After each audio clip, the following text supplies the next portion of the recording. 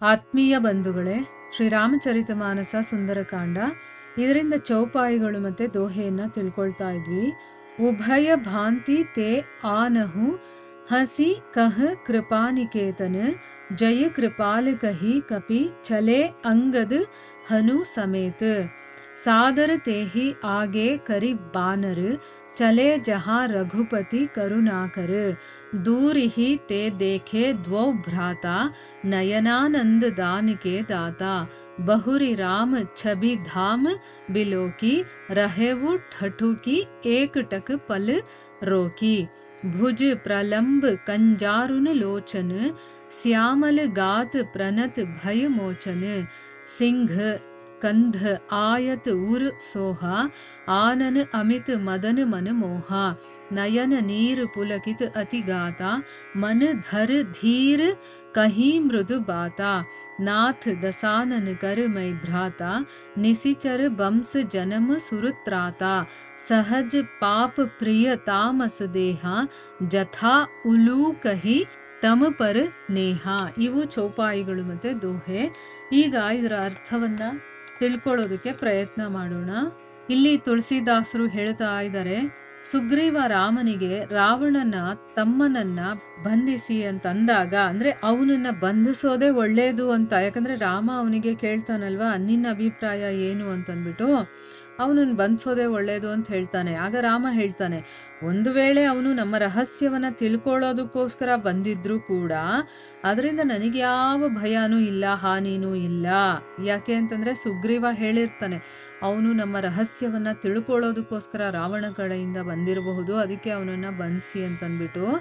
ಅದಕ್ಕೆ ಅವನು ಬಂದಿದ್ರು ಪರವಾಗಿಲ್ಲ, ನನಗೆ ಭಯನೂ ಇಲ್ಲ, ಅದರಿಂದ ಏನು ತೊಂದರೆನೂ ಇಲ್ಲ ಅಂತ ಹೇಳ್ತಾನೆ. ಯಾಕೆ ಅಂತಂದ್ರೆ ಗೆಳೆಯ, ಜಗತ್ತಲ್ಲಿರುವಂತಹ ರಾಕ್ಷಸರೆಲ್ಲರನ್ನೂ ಕೂಡ ಲಕ್ಷ್ಮಣ ಒಬ್ಬನೇ ಸಾಕು, ಕ್ಷಣ ಮಾತ್ರದಲ್ಲೇ ಅವನು ಮುಗಿಸ್ಬಿಡ್ತಾನೆ. ಅವನೇನಾದ್ರೂ ಅಕಸ್ಮಾತ್ ಭಯ ಪಟ್ಕೊಂಡು ನನಗೆ ಶರಣಾಗತಿ ಆಗೋದಕ್ಕೆ ಬಂದಿದ್ರೆ ನಾನು ಅವನನ್ನ ನನ್ನ ಪ್ರಾಣಗಳ ಹಾಗೆ ಕಾಪಾಡ್ತೀನಿ ಅಂತಂದ್ಬಿಟ್ಟು ಹೇಳ್ತಾನೆ. ಕೃಪಾನಿಧಿಯಾದಂತಹ ಶ್ರೀರಾಮ ನಗ್ತಾ ಹೇಳ್ತಾನೆ, ಅವನು ಯಾವ ಸ್ಥಿತಿಯಲ್ಲಿದ್ರೂ ಕೂಡ, ಯಾವ ಉದ್ದೇಶದಿಂದ ಬಂದಿದ್ರೂ ಕೂಡ ಅವನನ್ನ ಇಲ್ಲಿ ಕರ್ಕೊಂಡು ಬನ್ನಿ ಅಂತಂದ್ಬಿಟ್ಟು. ಅಂದರೆ ಅವನ ಮನಸ್ಥಿತಿ ಹೇಗಾದರೂ ಇರಲಿ, ಅವನ ಉದ್ದೇಶ ಏನಾದರೂ ಆಗಿರಲಿ, ಒಟ್ಟಿನಲ್ಲೇನು ಅವನು ಭಗವಂತನ ಹತ್ರಕ್ಕೆ ಬಂದಿದ್ದಾನ ಅದು ಇಂಪಾರ್ಟೆಂಟ್ ಆಗುತ್ತೆ. ಅವನು ಯಾವುದೇ ರೀತಿಯಲ್ಲಿ ಬಂದರು, ಈಗ ನೋಡಿ ಭಗವಂತನ ಹತ್ರಕ್ಕೆ ಹೋಗಬೇಕು ಅಂತ ಬೇಕಾದಷ್ಟು ಜನ ಇರ್ತಾರೆ. ಅವರು ಒಂದೊಂದು ರೀತಿಯಲ್ಲಿ ಇರ್ತಾರೆ. ಕೆಲವರು ಕಷ್ಟಕ್ಕೋಸ್ಕರ ಭಗವಂತನ ಹತ್ರ ಹೋಗ್ತಾರೆ, ಕೆಲವರು ಅವನನ್ನು ತಿಳ್ಕೊಳ್ಳೋದಕ್ಕೋಸ್ಕರ ಹೋಗ್ತಾರೆ, ಅವನ ಬಗ್ಗೆ ಒಂದು ಪ್ರೀತಿ ಇಟ್ಕೊಂಡು ಹೋಗ್ತಾರೆ. ಆಯಿತಾ, ಆ ರೀತಿ ಯಾವ ಸ್ಥಿತಿಯಲ್ಲಾದರೂ ಆಗಿರ್ಬೋದು. ಯಾರೋ ಬೇರೆಯವ್ರ ಹತ್ರ ಹೋಗೋ ಬದಲು ಭಗವಂತನ ಹತ್ರಕ್ಕೆ ನಾವು ಹೋಗಬೇಕು. ದೇವಸ್ಥಾನಕ್ಕೆ ನಾವು ಯಾಕೆ ಹೋಗ್ತೀವಿ? ನಮ್ಮ ಕಷ್ಟನ ಹೇಳ್ಕೊಳ್ಳೋಕೆ ಹೋಗ್ತೀವಿ, ಇಲ್ಲ ಅವನಿಂದ ಏನನ್ನೋ ಕೇಳಕ್ಕೆ ಹೋಗ್ತೀವಿ. ದುಡ್ಡು ಕೊಡು, ಐಶ್ವರ್ಯ ಕೊಡು, ಮಗು ಕೊಡು, ಮದುವೆ ಆಗಬೇಕು, ಹೀಗೆ ಏನೇನೋ ಇರುತ್ತಲ್ವ ಆ ರೀತಿ. ಇಲ್ಲಾಂದರೆ ಅವನನ್ನು ದ್ವೇಷಿಸ್ತಾ ಅವನ ಹತ್ರಕ್ಕೆ ಹೋಗ್ತೀವಿ, ಇಲ್ಲ ಅವನನ್ನು ಪ್ರೀತಿಸ್ತಾ ಹೋಗ್ತೀವಿ.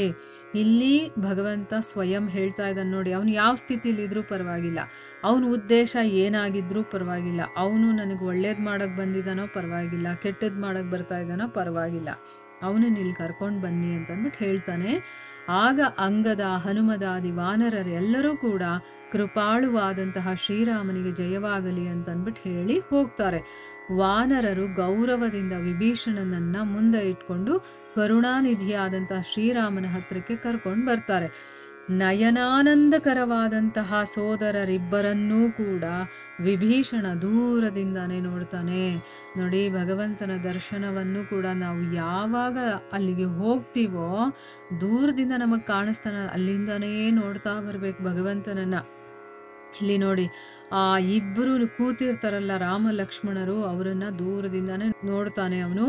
ಆಮೇಲೆ ಅತ್ಯಂತ ಸೌಂದರ್ಯ ನಿಧಾನನಾದಂತಹ ಶ್ರೀರಾಮಚಂದ್ರನನ್ನ ರೆಪ್ಪೆ ಕೂಡ ಮಿಟುಕಿಸದೆ ಇರೋ ಹಾಗೆ ನೆಟ್ಟ ದೃಷ್ಟಿಯನ್ನ ಇಟ್ಟ ಹಾಗೆ ನೋಡೋದು ಅಂತ ಹೇಳ್ತೀವಲ್ವಾ, ಆ ರೀತಿ ನೆಟ್ಟ ನೋಟದಿಂದ ನೋಡ್ತಾ ಅವನು ಸ್ತಬ್ಧನಾಗಿ ನಿಂತ್ಕೊಳ್ತಾನೆ. ಆ ಭಗವಂತ ಅಜಾನುಬಾಹು ಶೋಭಿತನಾಗಿರ್ತಾನೆ.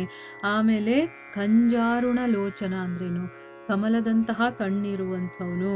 ಆಮೇಲೆ ಪ್ರಣತ ಭಯ ಮೋಚಕ, ಏನೇ ಭಯ ಇದ್ರೂ ಕೂಡ ಎಲ್ಲವನ್ನ ದೂರ ಮಾಡುವಂಥವನು, ಶ್ಯಾಮಲ ಗಾತ್ರನು, ಸಿಂಹ ಸ್ಕಂದಗಳಿರುವಂಥವನು, ವಿಶಾಲ ವಕ್ಷಸ್ಥಲ ಶೋಭಿತನೂ ಆದಂತಹ ಆ ಪ್ರಭು ಕೋಟಿ ಮನ್ಮಥರು ಎಷ್ಟು ಸುಂದರವಾಗಿ ಕಾಣಿಸ್ತಾರೋ, ಒಬ್ಬ ಮನ್ಮಥನ ಸೌಂದರ್ಯನೇ ಅಷ್ಟು ಚೆನ್ನಾಗಿರುತ್ತೆ ಅಂತ ಹೇಳ್ತಾರೆ.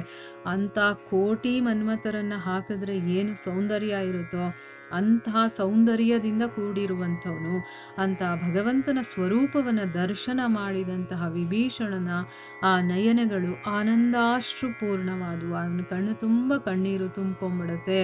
ಅದು ಯಾಕಾಯಿತು? ಪ್ರೀತಿಯಿಂದ ಭಗವಂತನನ್ನು ನೋಡಿದಾಗ ಆ ಪ್ರೀತಿಯ ಒಂದು ಭಾವ ಬರುತ್ತಲ್ಲ, ಅದಕ್ಕೆ ಕಣ್ಣೆಲ್ಲ ತುಂಬ್ಕೊಂಡ್ಬಂದ್ಬಿಡುತ್ತೆ. ಅವನಿಗೆ ಶರೀರವೆಲ್ಲ ಪುಳಕಿತವಾಗುತ್ತೆ.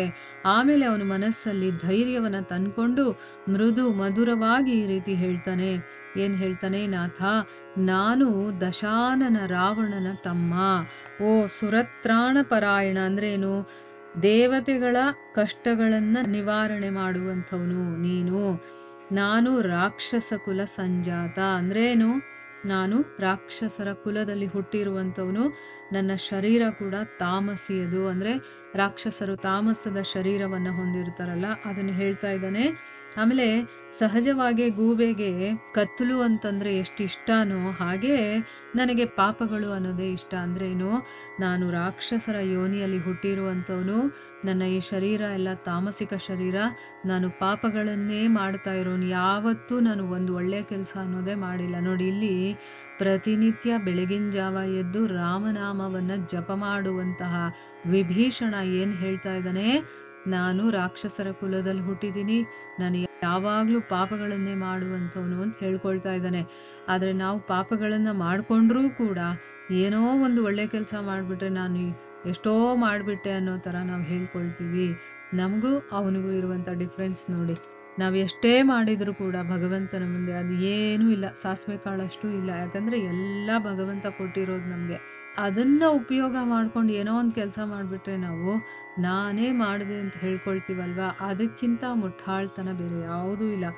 ಇಲ್ಲ, ಅವನು ಹೇಳ್ತಾ ಇರೋದು ನೋಡಿ, ಒಂದು ಗೂಬೆಗೆ ಕತ್ತಲು ಹೇಗೆ ಇಷ್ಟನೋ ಹಾಗೆ ನನಗೆ ಪಾಪಗಳು ಅಂತಂದರೆ ಅಷ್ಟಿಷ್ಟ. ಯಾಕಂದರೆ ನಾನು ಪಾಪಗಳನ್ನೇ ಮಾಡ್ತಾ ಬಂದಿರೋನು ಅಂತಂದ್ಬಿಟ್ಟು ಇಲ್ಲಿ ವಿಭೀಷಣ ಹೇಳ್ತಾ ಇದ್ದಾನೆ. ಮುಂದುವರೆದೇನಾಗುತ್ತೆ ಅಂತ ನಾವು ಮುಂದಿನ ಭಾಗದಲ್ಲಿ ತಿಳ್ಕೊಳ್ಳೋಣ. ಹರೇ ಕೃಷ್ಣ.